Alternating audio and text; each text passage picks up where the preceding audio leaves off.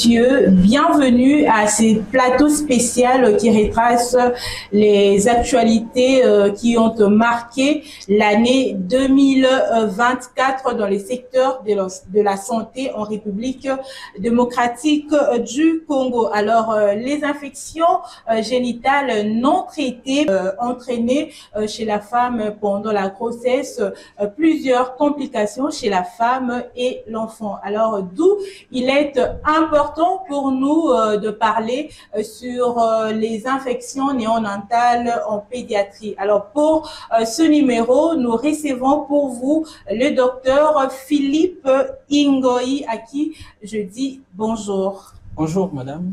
Vous allez bien? Oui, ça va très bien. Joyeux Noël. Merci, pareillement. Merci. Et une brève présentation à ceux-là qui nous suivent présentement. Oui, je suis, comme vous venez de dire, docteur Ingoi Mukalabi Philippe, médecin généraliste de l'État congolais et œuvrant au sein de l'hôpital du Cinquantenaire. Plus précisément, voilà. Alors, Monsieur Philippe Ingoi, bienvenue à Kinetic Télévision. Alors, avant de parler du sujet du jour qui est les infections néonatales en pédiatrie, alors pouvez-vous faire l'état de lieu de la santé en général en République démocratique du Congo?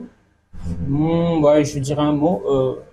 Vous savez, nous sommes dans un pays où certaines choses sont à un niveau très précaire. Alors, en ce qui concerne la santé, bon, vous savez que notre pays a été secoué par plusieurs épidémies. Et grâce à Dieu, je dirais, à l'engagement de personnel soignant, quand même, ça va, ça évolue bien et on tient les coups. Voilà. Vous avez rencontré quelques difficultés, comme quoi, par exemple? Oui, vous voyez, je donne un exemple comme de Mpox. Et voilà, ici, plus précisément à Kinshasa, il y avait un petit souci des hôpitaux d'accueil. Et heureusement, après, le ministère de la Santé a trouvé quand même des solutions par rapport à ça. Et maintenant là, ça va. On sait bien répondre, donner une réponse favorable par rapport à cette entité. D'accord, merci beaucoup. Alors, on va parler des infections néonatales en pédiatrie. Alors, s'il faudrait définir pour ceux-là qui ne connaissent pas, c'est que c'est une infection néonatale. Par définition, c'est quoi une infection néonatale? Voilà, dans l'entrée de jeu, moi j'aimerais déjà, lorsque nous sommes face à une problématique, essayer de faire ce qu'on appelle la définition des concepts. Oui. Puisque nous parlons des infections néonatales, et j'aimerais déjà vous définir qu'est-ce qu'est la pédiatrie. Merci. Parce que ça fait partie de la pédiatrie. La pédiatrie, par définition, il y a plusieurs définitions, mais je donnerai une définition qui est plus simple. La pédiatrie, c'est une branche de la médecine qui traite des problèmes de santé des enfants et à l'âge de 0. Ça dépend des écoles. Il y a certains qui parlent de 0 à 14 ans. Il y a certains qui disent notamment c'est de 0 à 17 ans. Voilà. Et quand je définis déjà... Mais dans des hôpitaux, c'est rare et difficile de trouver un enfant de 17 ans. L'enfant est dirigé à la pédiatrie. C'est vraiment rare. Exactement, c'est ce que je dis. La médecine, ça dépend aussi des écoles. Vous voyez? Voilà. Je crois bien qu'en échangeant, je vous dirai aussi que telle école dit ça, telle école dit ceci, voilà. Donc, je vais vous le dire ici. Donc, en définissant déjà la pédiatrie, j'aimerais aller maintenant pour définir qu'est-ce qu'est la néonatologie. La néonatologie, c'est maintenant une branche de la pédiatrie, voilà, qui traite de problèmes des nouveau-nés. Et en parlant de nouveau-nés, il y a certaines écoles qui disent qu'un nouveau-né, c'est de 0 à 30 jours. Il y a aussi d'autres écoles, comme dans l'école où moi je suis. Un nouveau-né, c'est de 0 à 28 jours. Vous voyez? Donc, c'est ça. Et par là, je vais encore aller plus loin pour définir qu'est-ce qu'est une infection. Lorsque nous parlons de l'infection néonatale, bref, c'est-à-dire quoi?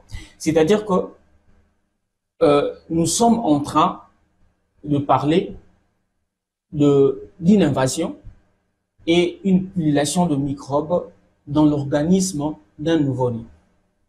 Voilà la définition la plus simple.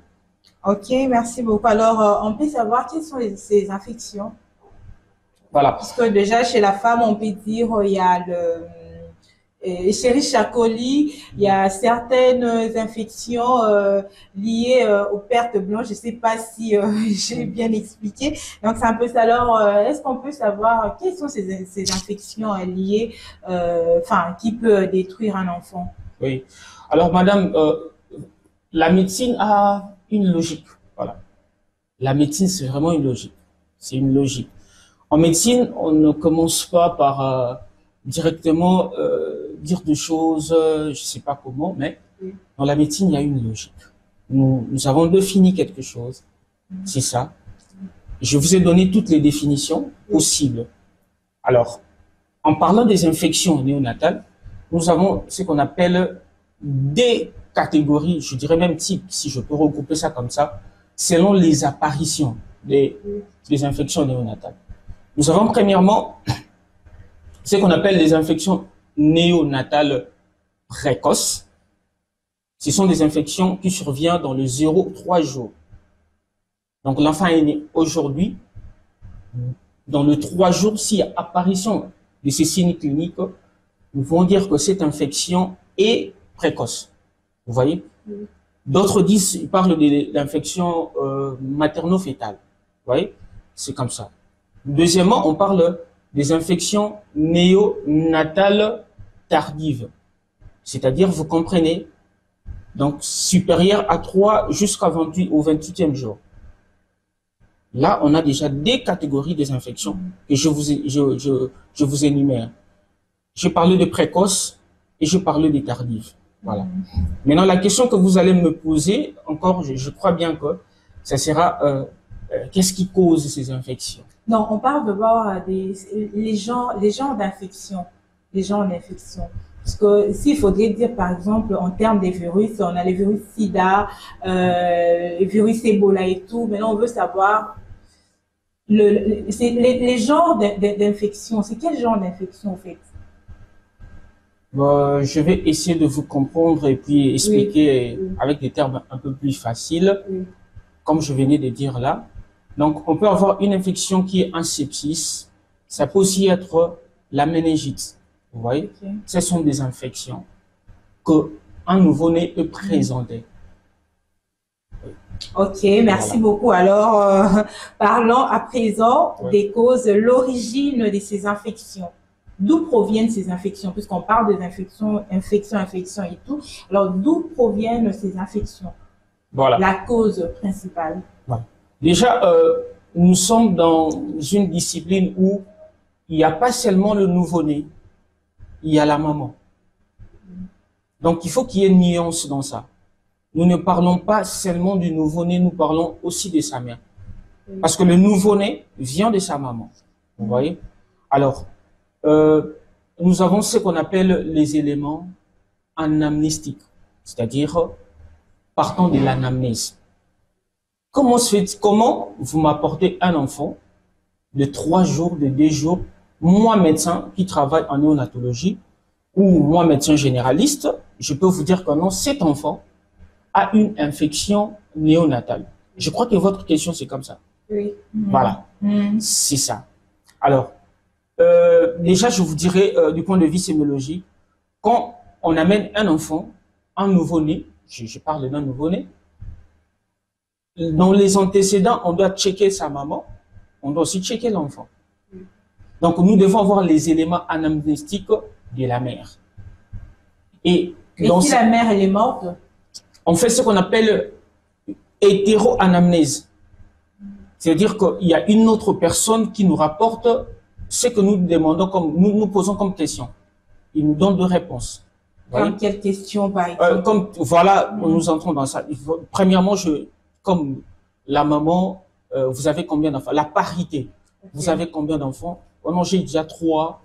Et j'ai eu 3 grossesses. Et puis, voilà, j'ai eu 3 enfants. 0 avortement. On va vous demander votre date des dernières règles. On va vous demander le nombre d'échographies que vous avez réalisées. Oh là là, mais c'est difficile de retenir. Voilà, les nombres d'échographies que vous avez. J'aimerais bien, je suis pas venu ici pour dire de blabla. Oui. Je vais rester en médecine, mais avec des termes plus faciles pour que bon, la masse puisse nous comprendre correctement. Donc, cela veut dire que je pose toutes ces questions. En posant ces questions, je suis en train de chercher quelque chose. Le nombre d'échographies, tout ça, c'est la CPN, la consultation prénatale. La consultation, c'est que vous dites, je ne sais pas si je dois lire en lingala ici. Non, ça dérange pas. C'est ce que vous dites, maman zemi azoki de malongi ya maman zemi. C'est ça la consultation. Un terme veut dire voilà. Kilo, à quel kilo? Voilà, bokeh kilo. Exactement, c'est ça. Et pendant la CPN, voilà, vous faites l'échographie. On va vous demander si vous avez fait combien d'échographies.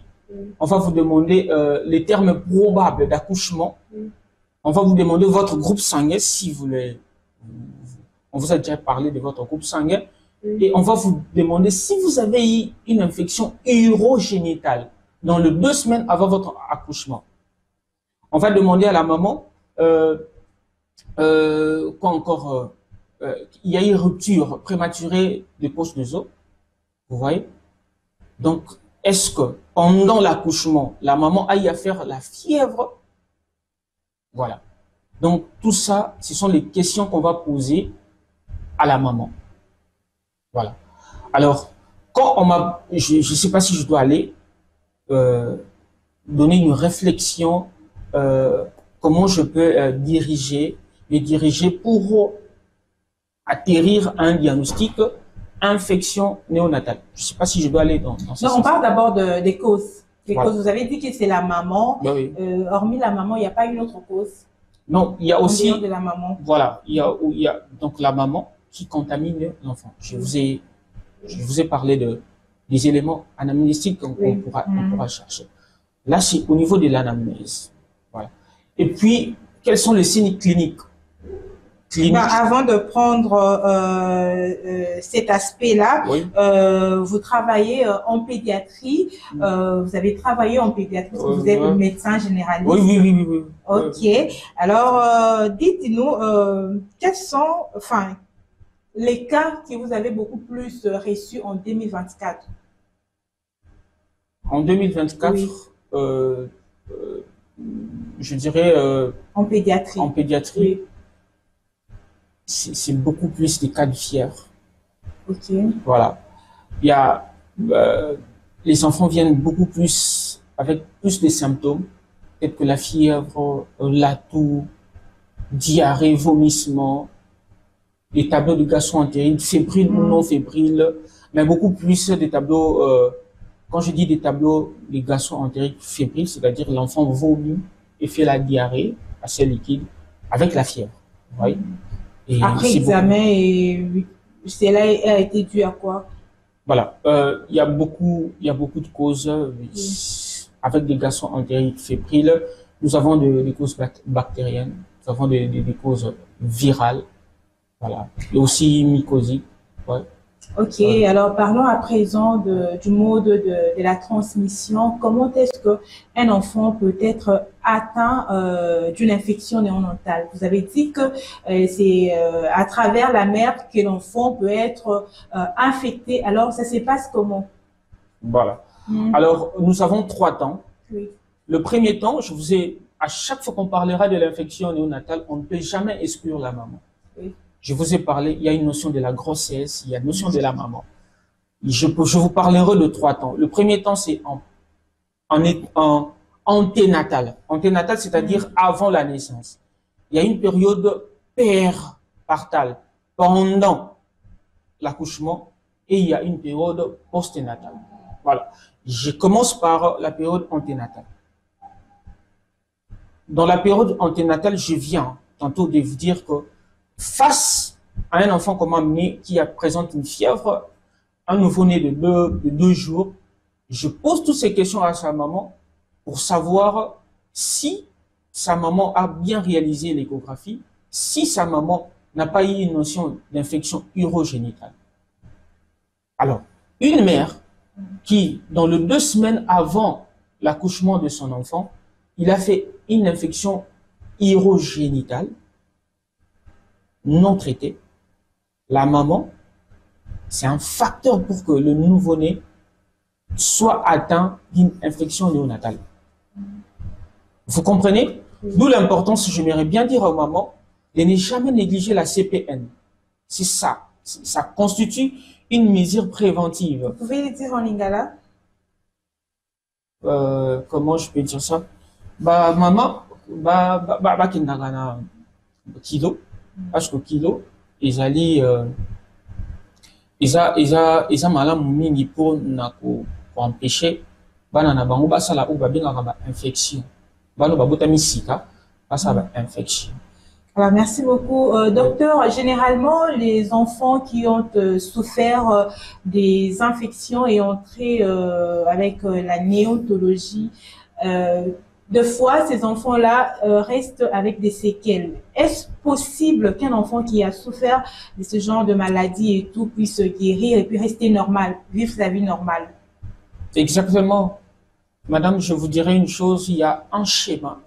D'ailleurs, je ne sais pas si je dois me permettre, vous n'êtes pas médecin, mais ce qui est très important dans la prise en charge, c'est que quand vous faites l'anamnèse, vous avez votre anamnèse. C'est quoi l'anamnèse? L'anamnèse, c'est toutes les démarches pour aller vers un diagnostic.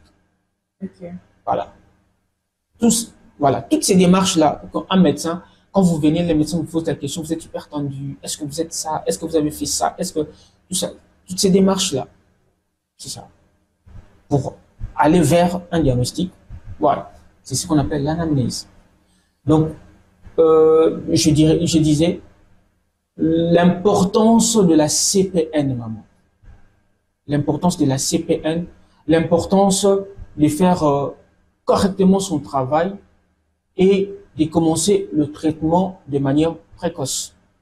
On a une infection dès que la clinique, donc dès que j'ai les éléments anamnéstiques, j'ai ce qu'on appelle en médecine, j'ai des critères majeurs. Je suis face à une dame qui a une infection, qui a développé une infection urogénitale 2 semaines avant son accouchement, une femme qui a présenté la fièvre avec bout de peste négative pendant son accouchement, une femme qui y a eu rupture prématurée de membrane inférieure à 12 heures, une femme, le liquide amniotique était purulent. Face à une femme comme ça, je sais que déjà que l'enfant va développer une infection urinaire, une infection néonatale. Donc, le nouveau-né aura une infection néonatale. Donc, si nous prenons en charge l'enfant de manière précoce, il n'y aura pas de séquelles. Il est question de prendre en charge le nouveau-né. Selon le protocole national, selon ce qui est dit par la médecine. Là, je viens pour interpeller le centre de santé, les histoires qui sont dans le coin, qui font du n'importe quoi, vous voyez, qui font du n'importe quoi, et ils nous renvoient des fois les enfants à un stade bizarre. Mais ce sont des personnes qui ont étudié comme vous. Oui, mais des fois ce ne sont pas des médecins. Des fois ce sont des charlatans. Vous voyez, c'est ça le problème. Des fois, ce ne sont pas des personnes qui lisent correctement. C'est ça le problème de la médecine. Et quand vous venez avec une situation qui est devenue sévère, l'enfant court beaucoup de risques.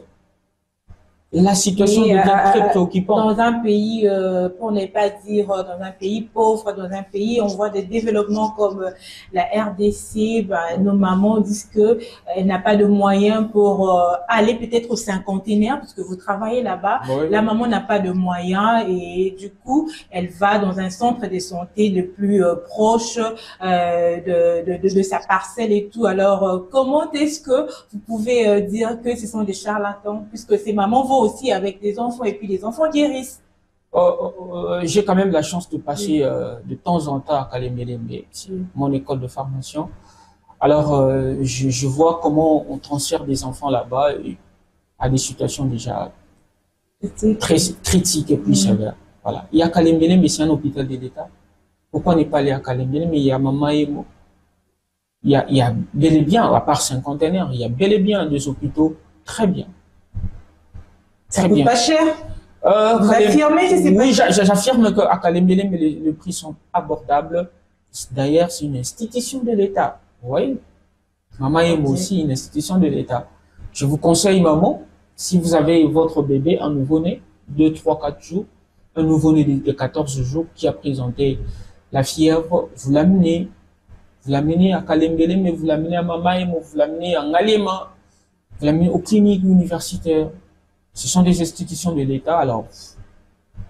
Donc, maman, aux Ananda, pour constater que moi, Nanayo, au hasard de 0 à 28 jours, c'est ça? 28 jours, il y a à présenter symptômes, il y a fièvre, azo, tousser, soit au moni, si moko, il y a malam, qui mamba, on a l'hôpital, rokene, na hôpital, oyo, et ça, juste, na ba coin, ba venu, te, ba hôpital, wana, enfin, ba hôpital, wana, et ça, la ba hôpital, ya mabete. Mais, de préférence, tozo, pe, sabino, conseil, rokene, na ba hôpital, oyo, et seigneur, pour que Bakawana et coma gravité. Alors, docteur Philippe, je suis maman, je viens d'accoucher, j'ai un enfant qui est dans les 14 semaines et tout. Jour 14. 14 jours, voilà, donc c'est un peu ça, 14 jours, allais-je dire. Alors, comment je dois savoir que cet enfant est atteint d'une infection néonatale, à part la fièvre? Puisqu'on vient déjà de citer la fièvre. Ok. Voilà, la fièvre, j'ai parlé sur le plan clinique. Nous avons généralement un enfant qui présente une fièvre. Mais on peut avoir un enfant qui fait un refus de téter. Vous voyez? Un enfant qui ne tète plus. C'est aussi l'un des signes. Mais j'aimerais bien, très bien. Ici, je crois qu'il y a certains médecins, des néonatologues, de pédiatres qui vont me suivre. Je ne vais pas pécher contre la pédiatrie pour vous dire que le tableau d'une infection néonatale n'est pas spécifique. C'est un tableau aspécifique. C'est pas un tableau spécifique, c'est-à-dire que quand je vois ça, non. Vous voyez? Donc, puisqu'aujourd'hui, exactement. Tu pars à l'hôpital, j'ai des maux de tête et tout, on te dit que c'est la malaria. Tu as des maux dans les ventres et tout, on te dit que non, c'est la fièvre typhoïde et tout. Et on te prescrit un médicament pour, contre la malaria et tout. Une fois que tu prends ces médicaments, tu meurs. Ouais. Alors, je sais que je disais, il y a la fièvre, un enfant peut avoir un refus de téter. L'examen neurologique peut être perturbé dans les 3 axes. Un examen neurologique peut être vraiment perturbé. Et c'est un enfant qui peut, à part ça, et voilà, qui pourrait présenter des tachycardies. Voilà. C'est-à-dire, tachycardie, c'est-à-dire le cœur bat au-delà de la fréquence normale. Je pense qu'il faut parler des termes c'est un enfant simples qui peut présenter, pour que la population qui nous suit puisse comprendre. Un enfant qui peut avoir des difficultés respiratoires. Donc, vous allez voir qu'il y aura appareil, système après système sera atteint. Et voilà. Mais c'est un tableau, j'insiste, les infections néonatales, c'est un tableau non spécifique. Alors, une fois que la maman constate que son enfant présente ces signes, qu'est-ce qu'elle peut faire en premier lieu? Puisqu'on a toujours dit que maman prenez votre enfant, l'enfant qui a l'âge inférieur à 28 jours, vous l'amenez dans un hôpital où il y a un service de pédiatrie, point barre maman. Et si l'événement s'est passé à minuit, par exemple? Maman, vous prenez la moto, vous prenez pas la moto, vous prenez un taxi. Oh oui, pourquoi pas la moto aussi, vous pouvez prendre. Vous venez à l'hôpital. À l'hôpital, il y a toujours un gardien. Dans l'hôpital, nous travaillons 24 heures sur 24. Avec la situation sécuritaire à Kinshasa? Bon, moi je crois que la vie d'un nouveau-né, elle est précieuse. D'accord, merci beaucoup. Alors, docteur, y a-t-il un vaccin pour prévenir les infections néonatales? Il n'y a pas de vaccin. Madame, vous savez que lorsqu'un enfant naît, il y a déjà un calendrier vaccinal. Vous savez, il y a un calendrier vaccinal. Et puis, dire qu'il y a... Non, nous avons que des mesures préventives. C'est-à-dire une maman qui a bien respecté la consultation prénatale, Maman ou à qui kilo naît correctement n'aura moins de problèmes que ça. Et l'enfant développe ces infections. Parce que là-bas, on les apprend comment éviter certaines choses. Vous voyez? Donc c'est ça. Moi, je crois bien que la responsabilité, elle est à 90% auprès de maman. Les mamans doivent être informées en ce qui concerne les dangers, surtout les dangers. Surtout les dangers. Un enfant peut présenter une méningite, maman, et puis ça se complique et l'enfant devient, voilà, pour ne pas dire certains termes ici, l'enfant devient à la longue inutile, bon à rien dans la société. Simplement parce que l'enfant a développé la méningite. Vous voyez? D'accord, je rappelle, fidèles téléspectateurs, que ces plateaux spéciaux et consacrés à faire l'état de lieu de la santé en République démocratique du Congo. Et sur ces, nous avons reçu pour vous le docteur Philippe Ingoi. Alors, docteur, à Kinshasa particulièrement, alors, la capitale a enregistré combien de cas de mortalité en néonatal en 2024? En fait, je dois être franc pour vous dire que je n'ai pas les chiffres exacts. S'il faut estimer. Je dirais qu'il y a quand même les infections néonatales sont à la base de la hausse des taux de mortalité en néonatologie. Ça, je dois le dire. Oui. En néonatologie, à cause de manque de prise en charge précoce. Vous voyez? Donc, le manque de prise en charge précoce.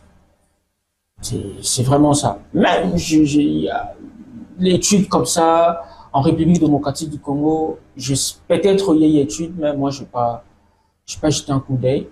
J'ai pas de chiffres.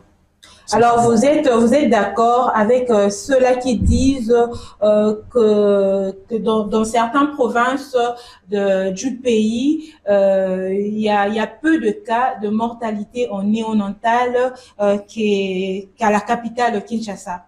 Vous êtes d'accord? En fait, moi, étant que scientifique, Oui. je ne peux être d'accord que s'il y a une étude, mais on peut nuancer. Voilà. Si on peut nuancer, moi je fais mon stage à IME Kimpe, c'est Institut médical évangélique. C'est à l'intérieur, c'est au Congo central. Vous allez voir que, vous voyez, il y a les femmes qui sont au niveau de l'intérieur, sont au niveau de l'intérieur, ont des habitudes. Les femmes de la capitale aussi ont leurs habitudes. Vous voyez?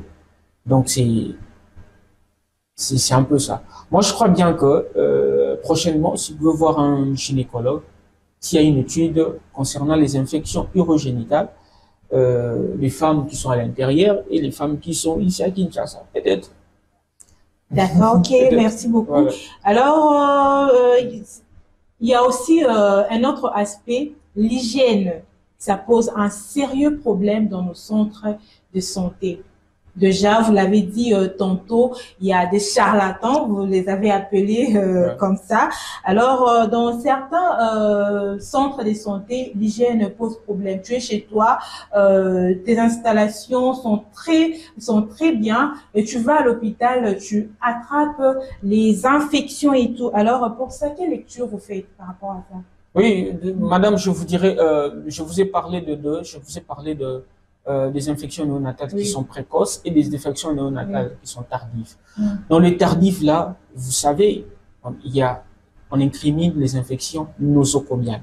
Oui. Par nosocomiale, cela veut dire on l'attrape à l'hôpital. Oui. Et on incrimine les infections communautaires, c'est-à-dire quand vous avez votre nouveau-né, voilà, les bébés là, tout pimpant, voilà, il y a sa grande sœur, son grand frère, qui font des bisous, il y a n'importe qui les touche. L'enfant peut être contaminé. Vous voyez? Voilà, donc c'est ça. Alors par rapport aux soins, bon, à l'hygiène dans nos hôpitaux, est-ce que je dois dire un mot? Oui. Est-ce que je dois dire un mot? Oui. Voilà.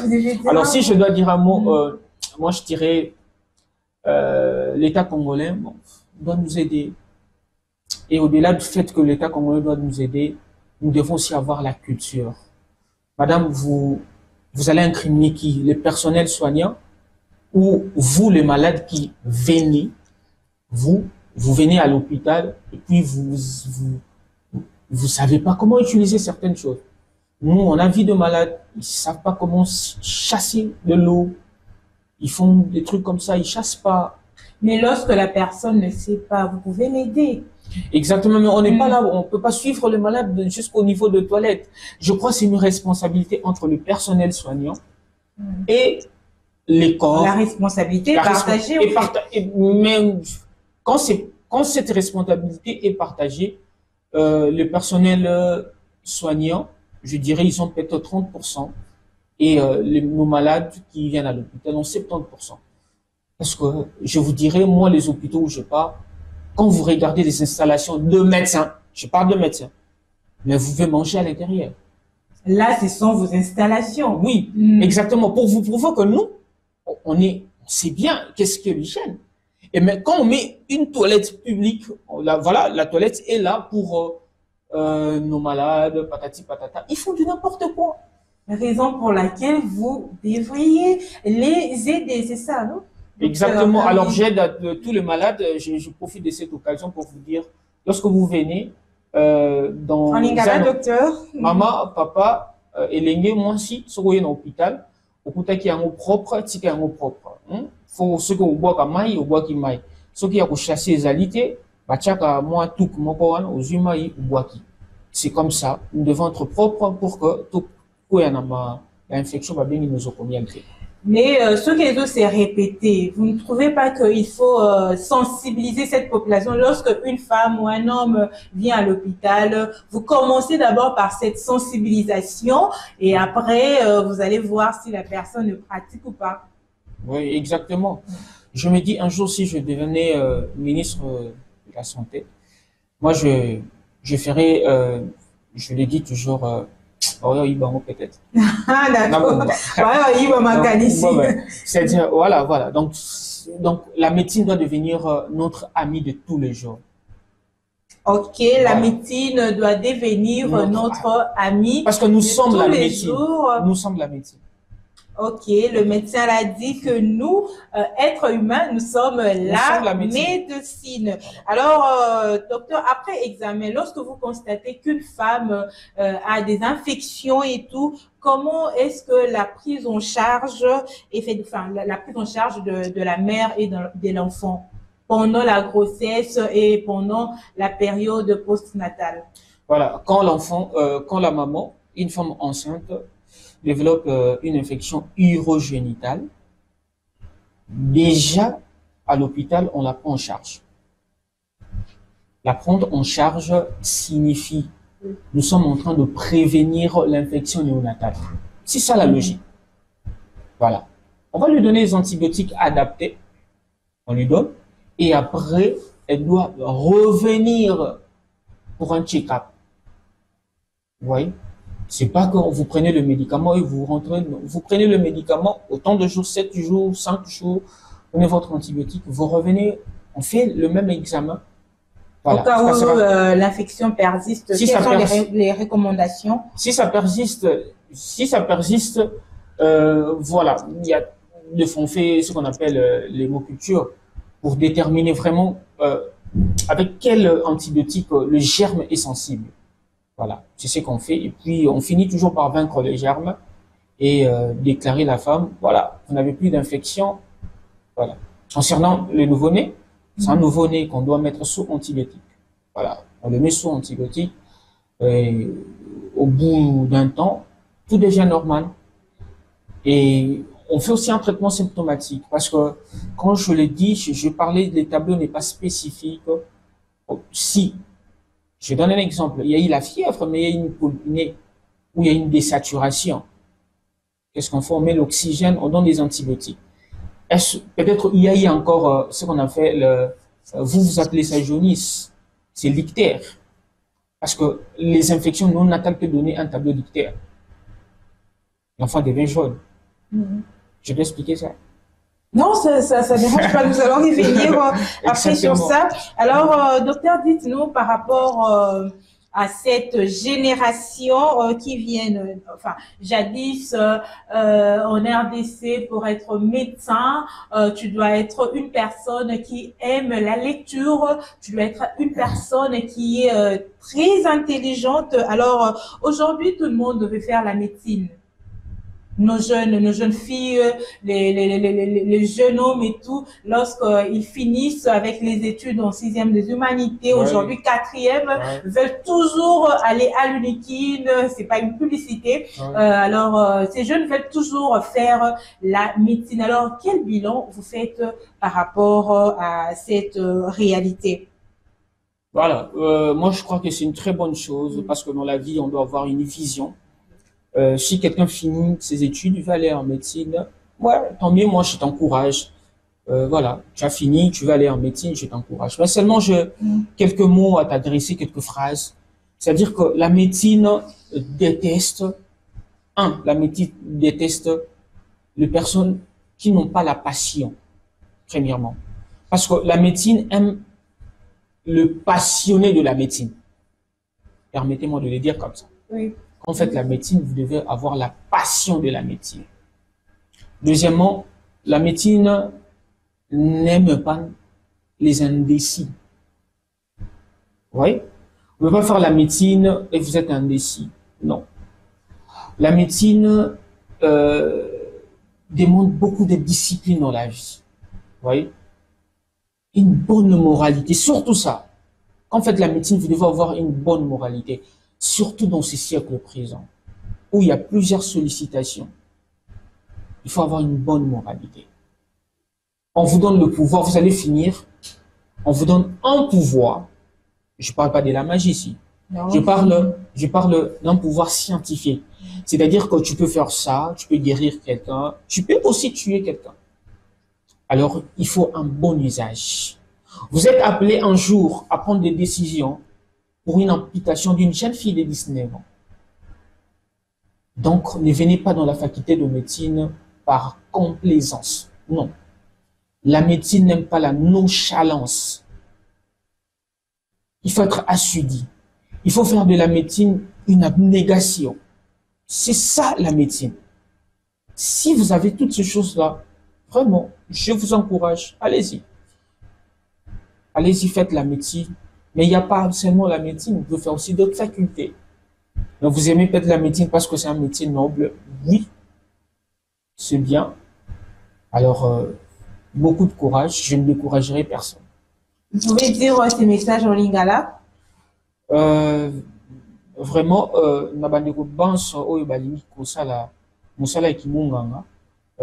moi personnellement, docteur Ingoi, na pesibino courage ya kosala yango.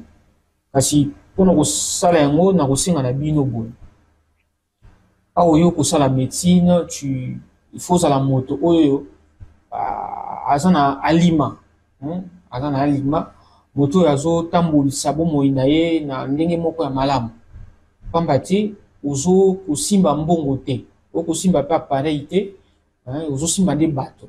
Ozo simba bato yo moko na moto na yo, il faut la correct au monde, surtout na mikeko oyo siècle présent, et aussi nga penza na moto azala na makanisi malamu, une bonne moralité pour na la médecine.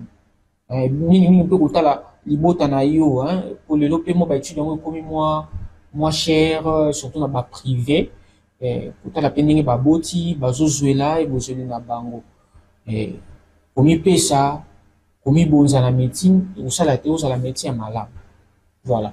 Merci. Komi pesa pe komi bonza et kosala que osala médecin moko ya malamu. Alors, docteur, nous allons toujours rester na aspect wana ou ezali ya sensibilisation parce que nos jeunes filles de fois elles négligent leur hygiène corporelle. Bah, yebisi kazan infection, bah, prescrire ponaye, bah, kiss moko fala mela et tout, biso le roi to koma na biso no ba minganga biso moko na manda kwa okende, amoni ordonnance wana le ki cher makasi a changer na ye a na pharmacie a toni mutuana kisi nini yango eza similaire na kisi opesa ngai na mela pour que ekitisa dose soit ya mutu pasi nazoyoka et tout naza na mikusa na se na ba partie génitale, la partie génitale au fait aza na mikusa côté wana et tout ake na pharmacie ye moko asengi kisi soit ba misusu bazalaka lokola déjà melaka kisi wana bomba déjà ordonnance na ye donc a répéter on va soit avec mukusa qu'est-ce que enfin on parle à lingala quand on le la lingala pour que bandeko bazola na biso surtout ba jeune fille message ekota bango malamu eloko nini oyo koki koyebisa na bandeko wana o bazola na biso bandeko basala koto médication donc alali na oki mutu pasinga moko mikusa et tout et moko amerikisi l'automédication eza malamu mingi te avant de dire ça, j'aimerais insister sur un point. Vous savez, quand vous avez une infection urogénitale, la prise en charge, c'est pas seulement la femme, et aussi son partenaire. Voilà. Maman sogozo mela kisi pour papa peut faire mela. Pour éviter beaucoup de sous nous autres, pour aller sous infecté. So papa ça qui maman kisi papa peut avoir kisi, pour meli yango, pour bien me baler pour ça la malade. Quand on a koto ya automédication. Ce n'est pas bon. L'automédication, c'est pas bon. C'est pas quelque chose à encourager. Parce que le médicament, oui, ça nous guérit, mais ça peut aussi nous tuer. Non, si mutu pasi na paracétamol, par exemple, la méline en estili. Non, maman, qu'on soit paracétamol, au milieu paracétamol, les a promis, mais le contexte, il y a qu'on soit antibiotiques. Les antibiotiques, ils ont bonbons. Vous voyez, les antibiotiques ne sont pas des bonbons. Il y a un danger. Et les dangers, toujours courir, au biso, toujours, yamukimo, babazo, boya, ils ont formé la résistance. Résistance, c'est ça qui est comme Romeli qui s'en symbole sous-souté. Alors, la prise de manière abusive des antibiotiques et d'autres problèmes où on a la résistance. Comme on les a bien été. Parce qu'on imagine les antibiotiques, c'est aussi symbole, trop nous tout ça. Celui-ci est parce que vous avez ah oui, mais on n'est pas Dieu. Voilà. Alors, maman m'a déconseillé, jeune fille, jeune garçon, na automédication. Kende, muka munganga comme là, qui s'est enseigné. Surtout na balle. J'aime une phrase, comme on la pédiatrie. Un enfant, c'est pas un adulte en déni. Bah, maman, boussa, on est à bon, moi, la qui comprimé moi 500. Ni les années moi, tout c'est pas katikati, non. Bana baza mi kolo ya katikati, non. Ça, c'est pas un bon raisonnement. C'est vraiment loin de la vérité. Vous voyez?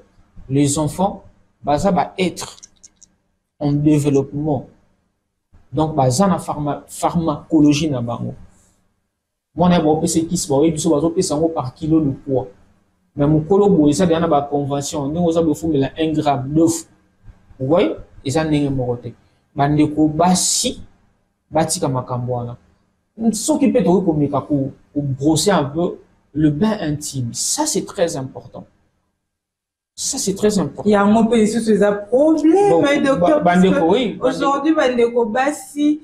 Je sais pas ce qui n'a aucun la réalité ou avec l'avènement des antiques, de nouvelles technologies, de l'information, de la communication, surtout les TikTok, vous allez trouver tout le monde est devenu médecin, genre Sokomoni, perte blanche et tout, quand on a douche, salaboué, blablabla et tout. N'importe quoi.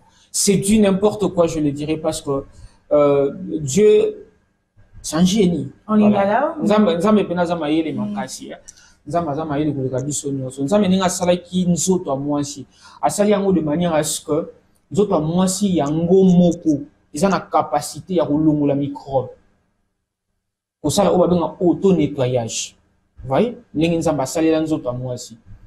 Donc moi na mwasi o azana ba habitude ko zo ba nzete ba kasa okotisa na nzela ya basi eza penza malamu mingi te.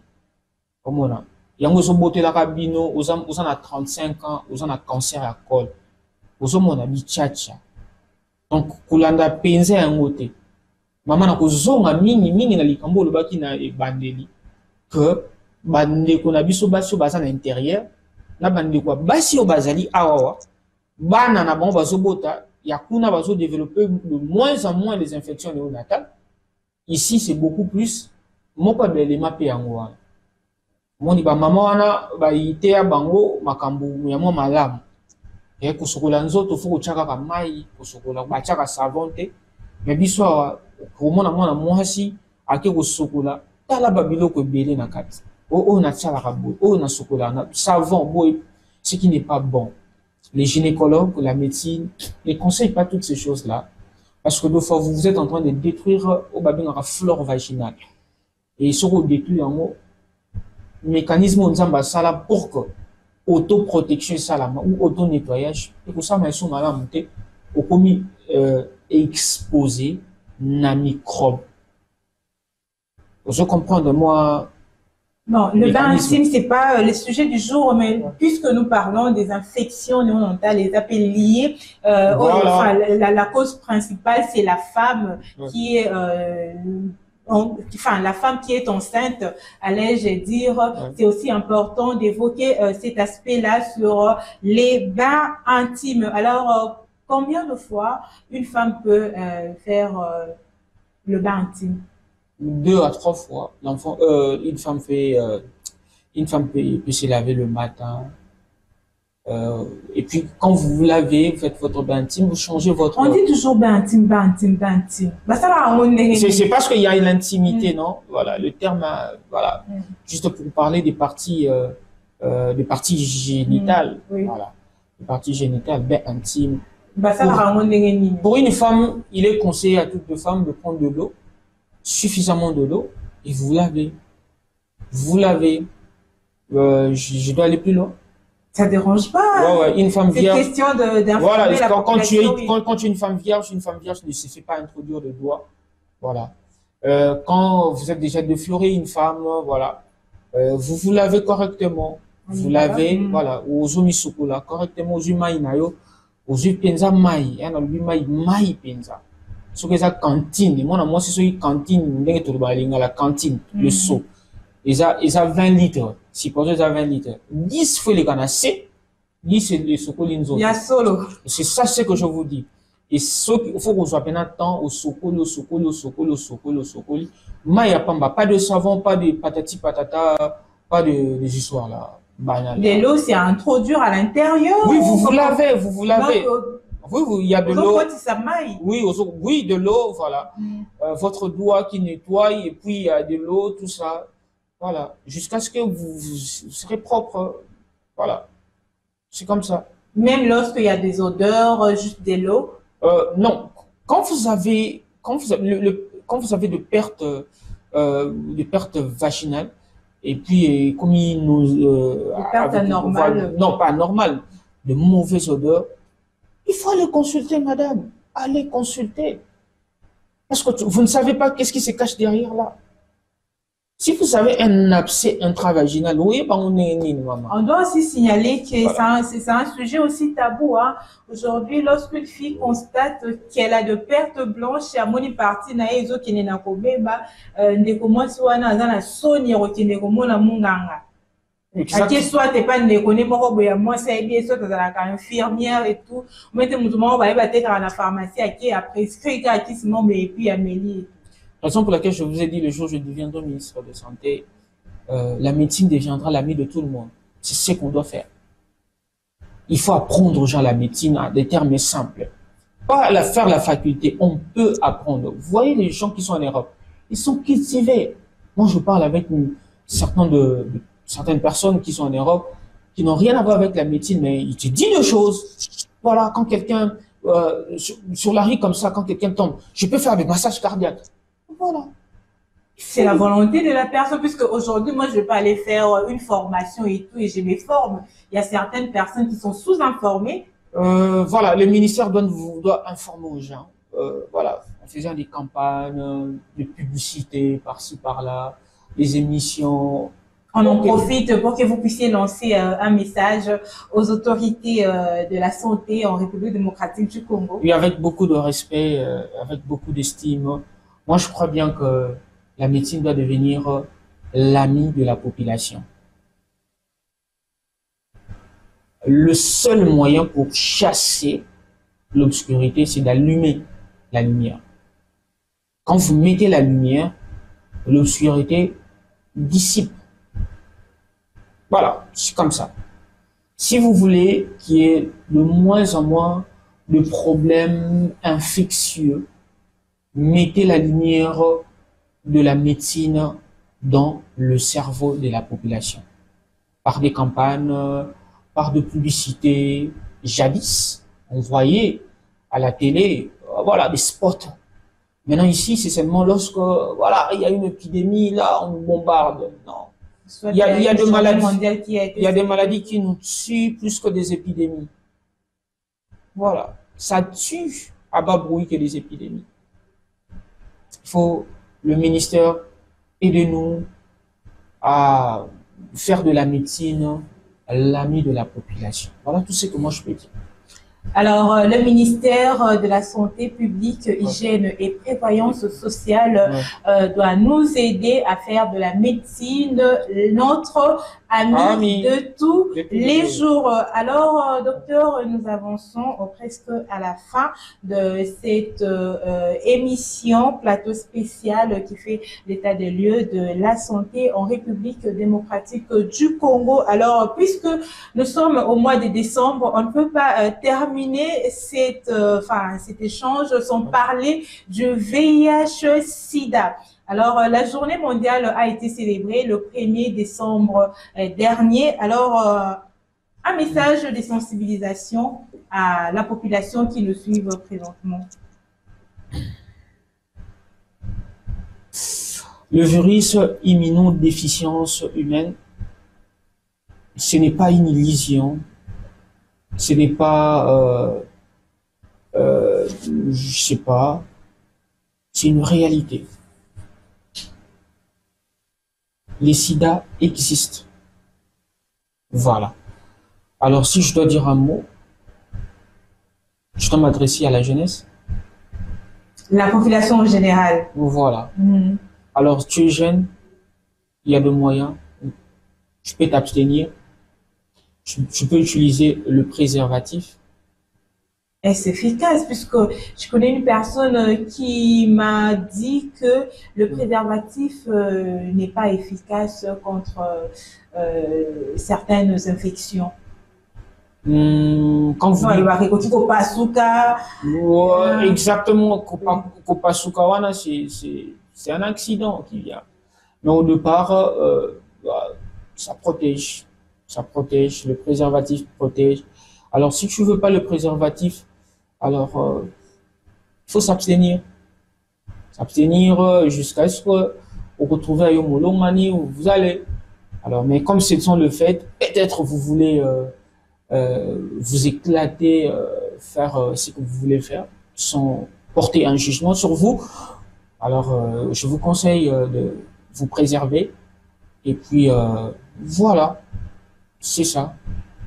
Alors, les sida existent bel et bien, tout négligé en OT1, mandeko balobakate, sida d'arrêter, c'est tout mbou, ça existe. Mutasali masumu mingi, nzamba pesi et tumbuana pour que à souffrir. En tout cas, les sida existent, le médecin vient de le dire, sauti au monique non, au kokokanayo, pour s'abstenir, puisque l'abstinence est recommandée. Tu peux utiliser le préservatif et surtout faites-vous dépister pour que oyeba état nayo osa état sérologique nayo ceux qui osa zéro positif ou soit osa nayo normal. Alors docteur, comment protéger l'enfant dont la mère est atteinte du VIH/SIDA? Exactement, c'est un sujet très intéressant. Voilà, quand on parle du VIH/SIDA, on peut pas en passer. Oui. Une maman, c'est une maman qui est déclarée, une maman qui est déclarée PVV, donc personne vivant avec VIH. Cette mère doit respecter ce qu'on appelle le protocole de la prise en charge du VIH. En lingala, docteur. Voilà. Maman nyonso, moboti, oyo azana zemi, qui a un sida, et c'est une naïe, à ce baki soba bengaka, baki c'est sida. Les antirétroviraux. Et c'est une la zoango. Amilaka kiswana. Kiswana, et permettra n'engeni, et permettra que charge virale, et ça en a C. Maman ou azana sida, charge virale na ezana C. Azope sa moi na une chance. Azana sida te na beaucoup na sida te. Mais maman ou azana sida, azana zemi, azana zemi et puis azana sida, aboyi na komela kisi. Maman na azoti na ne mwana na wana pe par voie hématogène. Na ndenge ya makila, mwana na pe azwa sida. Wana eza likambo ya liboso. Je dois continuer à lingala? Oui, on lingala. Wana eza likambo ya liboso penza. Et aussi na maman mais la bakisi na yo. Au charge virale na yo ekita mwana na. Ce qui charge virale na yo ekiti. Motuna o boko tuna ngeza plus intéressé ça que mwana na fa botama na ndenge ya C. Topé mwana na fa botama na ndenge ya likolo. Par voie basse ou par césarienne. Comment est-ce qu'on peut protéger l'enfant ou maman naïe aza atteinte on avait Tout dépend de la charge virale. Tout dépend de la charge virale. Plus la charge virale, elle est haute, il y a l'indication de la césarienne. Si la charge, elle est basse, l'enfant peut naître par filière vaginale, sans être contaminé. Une maman qui prend correctement ses antirétroviraux, parce qu'il y a des examens, il y a des spécialistes sur le VIH, bon ça, l'examen, telle charge virale, et ça n'a pas ma case. Par contre, maman a boti, normalement, moi, si toi, botara, moi, on a mis sans problème. Voilà. Moi, on a un ça, là, examen, ça, là, on a examen. Et puis, voilà. Il y a tout un protocole par rapport à ça. Et ceux qui chargent les alicolo, moi qui chargent les autres qui tâtent, indiquer césarienne.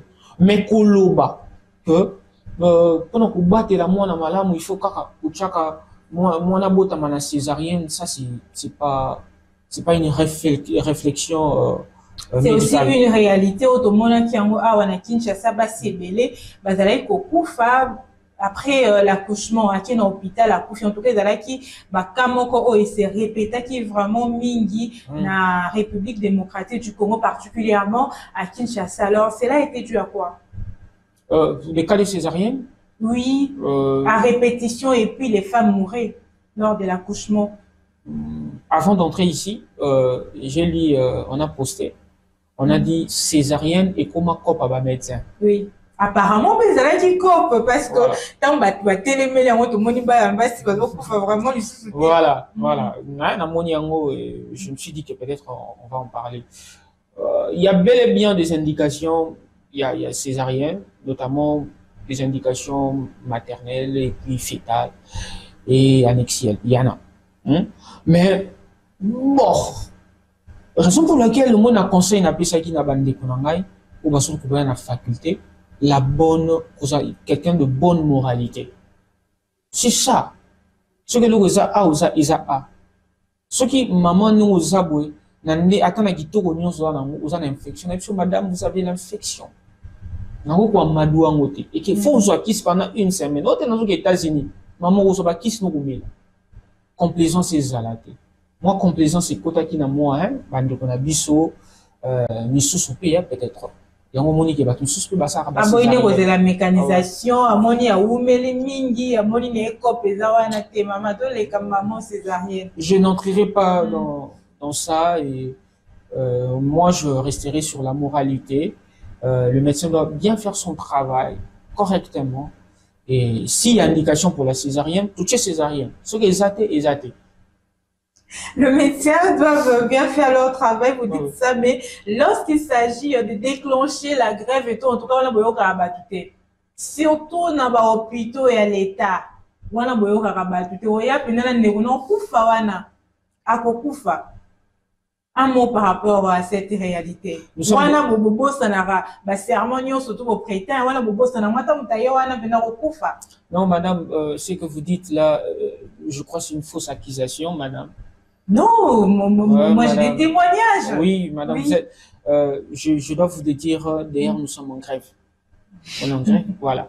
On est en grève parce que des fois, il y a des mésententes entre la corporation médicale et notre gouvernement, Oui. ce qui n'est pas bien.